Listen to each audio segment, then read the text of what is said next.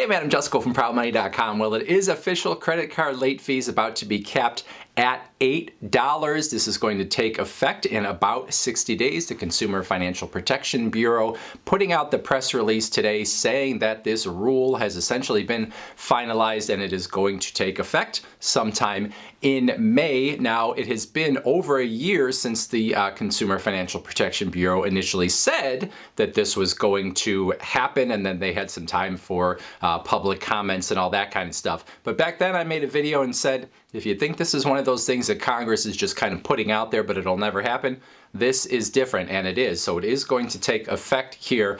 Now, when I made that video about a year ago, I said, this seems like a good thing on the surface, but what are the consequences of it, unintended or otherwise? Now, it's hard to say that capping credit card late fees at $8 when currently they can be as high as $41 is somehow a bad thing. Anyone that has ever mistakenly paid their credit card late and got hit with one of those late charges that the credit card companies are less and less inclined to waive, even if you are a good customer, you know how painful that can be. So I can't say this is a bad thing. But we all know that credit card companies are not going to give up their profits easily, and the Consumer Financial Protection Bureau specifically says in their press release today that this is only about credit card late fees. It is not about credit card interest rates. It is not about credit limits or anything else. So, because credit cards are so profitable for the big banks, if you cut something down here, something's going up here. And most people are not going to give up their credit cards regardless of what the rules are. So all the banks really are going to do is figure out how to restructure the whole package so they continue to make the money they're making regardless of what the government does. So how could that possibly play out? What might the banks do in order to restructure their credit cards to still get that same amount of profit? Well, number one, and I don't want to insult your intelligence here because you probably already know what this one is, and it is raise the interest rates on those credit cards so that if you ever carry a balance, they're just going up and up and up. Now, we are already in a place where most of us, if we ever pay interest on our credit cards, we probably have an interest rate that is over 20%. For many people, we're talking about the high 20s on their credit cards. A lot of these credit cards like to give you a little range of what your credit card interest rate might be, and the highest one is like 29.24 or 29.99, which is essentially 30%. Well, I think they're not going to couch that anymore in 29.99% after this comes through, and then you're going to start seeing some of those 30% plus interest rates out there right in the open in order for them to make up some of the money that they will lose from these late fees. And who is going to get hurt the most from this? Probably people that are newer to credit, and of course people that have had some past credit problems. So the advice to not carry a balance and pay your bills in full each month will become even more important after this. Number two, we might see more annual fees start to kick in on cards, especially again for people that are newer to credit or people that have had any kind of past credit problems and don't have a sparkling credit score. Now, the sort of banking associations have been criticizing this new ruling and saying that this is going to restrict access to credit as an unintended consequence. I don't know if I believe that's true exactly, but I would not be surprised if that credit now is going to come with a little mandatory charge instead of trying to get you on just the interest rate and the late fees.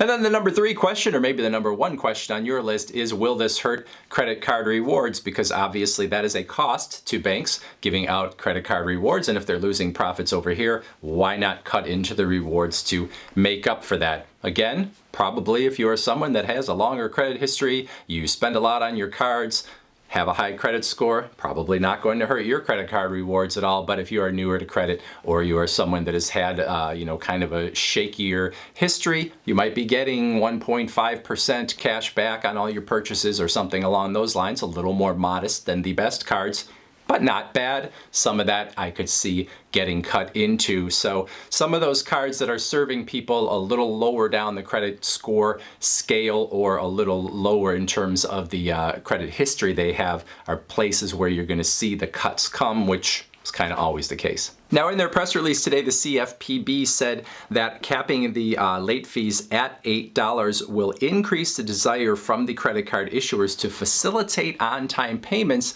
because their business model no longer revolves in any way around getting money and profitability from late payments. I don't know who wrote that, but it is wishful thinking. If anything, the credit card companies are probably more incentivized to have you pay late as long as you pay eventually, because if they jack up the interest rates up over 30% as the norm, anytime they can get you to have to pay interest, and by definition, if you are late, you are going to have to pay interest, well then that is a good thing for them. So the CFPB kind of talking out their butt on that one. By the way, this new $8 cap on late fees is only for credit card issuers that have at least 1 million accounts out there. So basically the CFPB has said the problem isn't with the smaller issuers that have smaller number of accounts, it's with the big banks that have millions of accounts. So they're the ones that have these rules. The other banks, they're already doing a good job. They're not trying to get people with the late fees. It's the big banks that are the culprits. So it is official, this will take effect in about 60 days. The technicalities here are that the rule has to be published in the Federal Register, a big log of new stuff across the whole government. And then 60 days after that is when it actually kicks in. So probably around mid-May. Overall, I think this is a good thing because credit card late fees have continued to go up. There was kind of a loophole in the Credit Card Act of 2009 which let credit card companies continue to increase late fees with inflation essentially, but they pretty much just maxed out everything that they were allowed to do. At least the big banks did, which is why we have these late fees so high. So overall, probably a good thing, but of course we are going to have some consequences here, and one of them probably interest rates going up. So more than ever, one of the things we talk about on this channel is not only do you want to pay on time, but you want to pay in full every month, because if you don't, then obviously you are paying more than the purchase price of what you bought, and you're paying more than everybody else. Easier said than done, I understand, but for anyone who is seeing this news, if you think, oh, well, that's great, probably your interest rates are going to go up and you'll end up paying more on the interest end if you're someone that carries a balance. So if at all possible, don't do that. Anyway, that is it for this video. Questions, comments, put them in that comment section below. Otherwise, I thank you for watching. And as always, please go to proudmoney.com where we do credit card reviews. We talk personal finance, we talk deals, and all sorts of other fun stuff too. If you're not going to go to the website or leave a comment, I know a video you might want to watch, and it's right there.